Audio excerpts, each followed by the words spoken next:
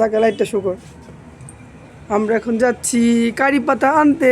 চলো চলো এইদিকে গাছ সোজা এখানে ছেড়ো। আমরা বানাবো বড়াপ্পা। কি বড়াপ্পা? বয়া পাও। বড়া পাও। সন্ধ্যা স্ন্যাক্স কারি পাতা নিতে এসছি আমাদের বাড়ি গাছে। এই দেখো আমাদের গাছ। যেহেতু আমাদের কালী পুজোর প্যান্ডেল হয়, সব গাছ কেটে দেয় এখানে।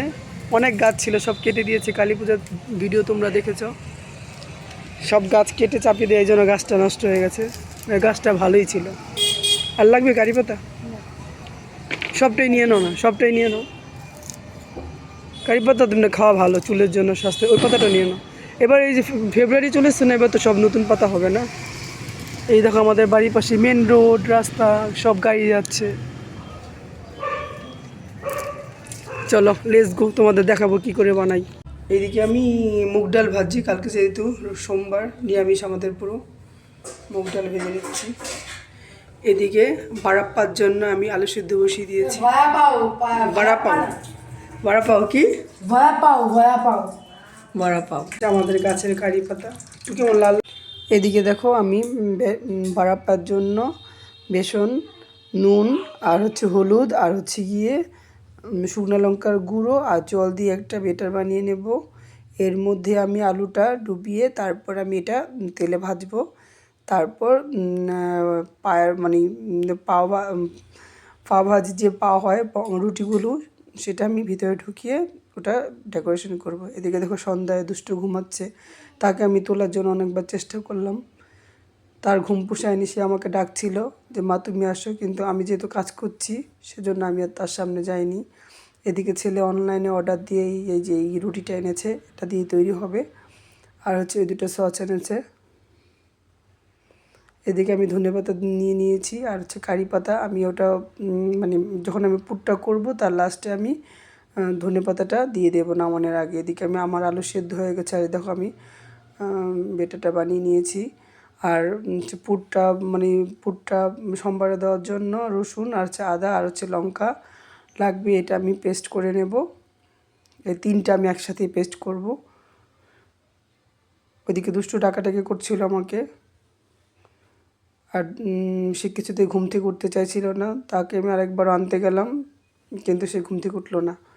তারপর অলরেডি যেহেতু রাস্তাতে ঠাকুর যাচ্ছে, তার শব্দ পেয়ে তারপরে ঘুম থেকে উঠলো। আমাদের ঘরে থেকেই রাস্তা দেখা যায়, রাস্তা দিয়ে সরস্বতী ঠাকুর যাচ্ছে। সেই গানের শব্দ শুনে দুষ্টু তারপর উঠলো, তার মুডটা ঠিক হলো। সে ঘুম থেকে উঠেই যে গ্রিল থেকে দেখছে, গেট থেকে দাঁড়িয়ে দাঁড়িয়ে ঠাকুর। তাই ঘুম থেকে উঠলে খুব কান্নাকাটি করে। এই যে দেখো এইদিকে ঠাকুর যাচ্ছিলো, ঠাকুর অলরেডি আগেই চলে গেছে। আমার মোবাইলটা সামনে ছিল না, মোবাইলটা আমি খুঁজতে খুঁজতে অলরেডি ঠাকুর বেরিয়ে গেছে, যেন ঠাকুরটা আমি ভালো মতো তুলতে পারলাম না। দুষ্টু দেখছে, বাজনা শুনছে আর দেখছে লাইটিংগুলি দেখছে। আজকে যেহেতু সরস্বতী পূজার ভাসান রয়েছে, আজকে পরপর অনেকগুলি ঠাকুরই যাচ্ছে সারাদিন ধরে।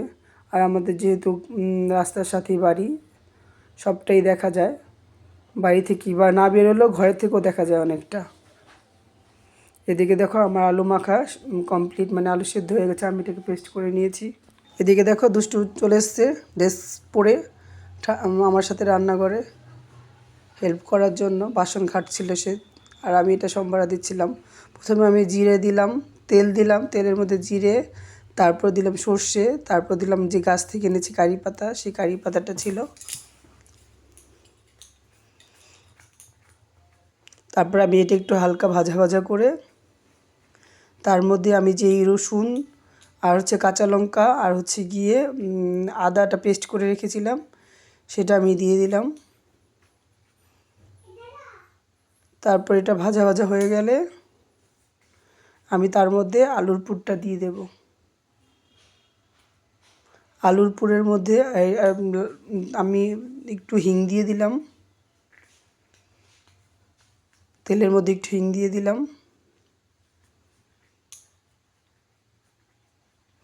এটা আমি ভাজা ভাজা করে তারপরে আমি আলুর পুরটা দিয়ে দিলাম। আলুর পুরে আমি দিয়েছিলাম হলুদের গুঁড়া, শুকনো লঙ্কার গুঁড়া আর হচ্ছে নুন দিয়েছিলাম।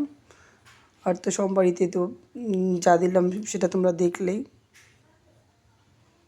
হঠাৎ করে আমার ছেলে, এই যে আমার অলরেডি পুর কমপ্লিট। তারপর আমি নামানোর আগে একটু ধনেপাতা দিয়ে দিলাম।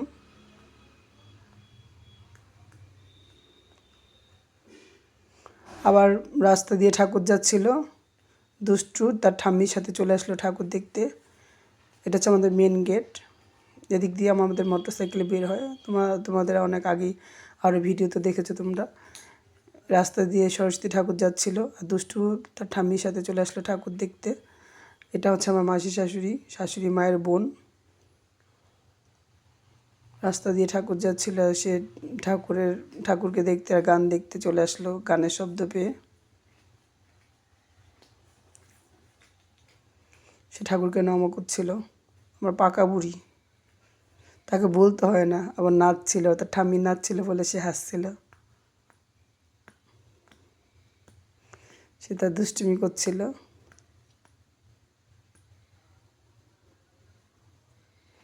আমি এত লাইটিংয়ের জন্য ঠাকুরের মুখটা ভালো মতো দেখতে পেলাম না। এদিকে দুষ্টুর দাদাও নাচছিল, দুষ্টুও নাচছিল।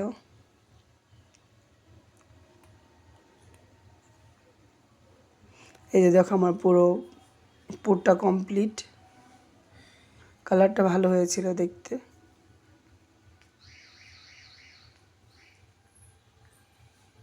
এটাকে আমি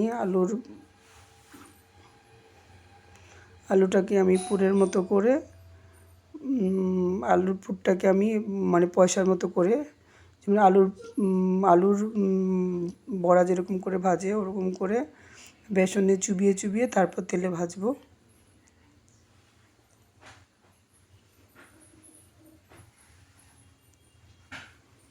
আমার তেল অলরেডি গরম হয়ে গেছে। এটাকে আমি তেলে এবার ভাজছি। দেখো কি সুন্দর কালার হয়েছে।